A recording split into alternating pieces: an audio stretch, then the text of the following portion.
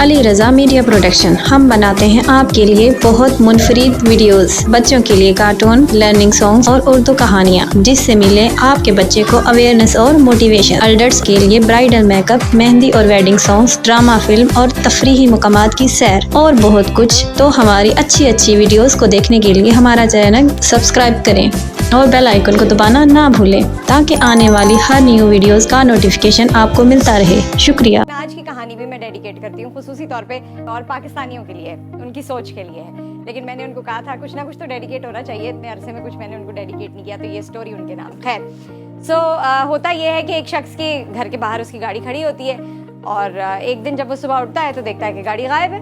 अब जब गाड़ी गायब होती है, बड़ा ढूंढता है, सब करता है ये वो, बहरहाल शाम को गाड़ी वापस आ जाती है, वापस मिल जाती है, कहीं खड़ी होती है और निहायत चमचमाती भी होती है और उसके अंदर एक नोट होता है कि भाई मैं बहुत माजरत खां हूँ, बिल्कुल मेरा चोरी करने का मूड नहीं था, लेकिन मेरी वाइफ की डिलीवरी थी और रात गए मुझे कुछ नहीं सूझा, तो बस आपकी गाड़ी इस वजह से इस्तेमाल कर ली थी, लेकिन देखिए मैंने इसकी सफाई करवा दी है। और ये ख़त के साथ साथ कुछ रात के शो के ना फिल्म के टिकट्स भी हैं, वो भी इसमें मौजूद हैं, तो आप बमा फैमिली जाइए और उसे एंजॉय कीजिए। आदमी जो है उसका गुस्सा ठंडा हो जाता है, थोड़ा खुश भी होता है कि गाड़ी इतनी गंदी बाहर खड़ी हुई थी, चलो उसने साफ भी करा दिया और साथ में फिल्म के टिकट्स भी मिल गए।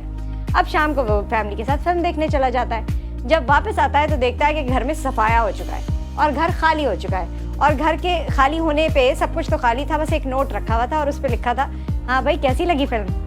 तो बात यही है कि यही सब कुछ हो रहा है पाकिस्तानी अवाम के साथ।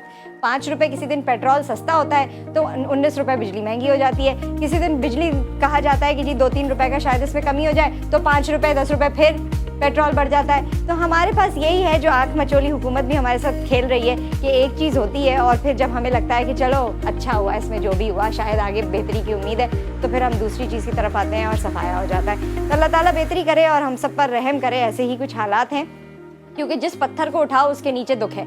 जिस चीज़ के बारे में जो सिरा पकड़ने की कोशिश करो वो दूसरे सिरे से जुड़ जाता है और उस सिरे में भी कोई ना कोई कंट्रोवर्सी या मसला होता है।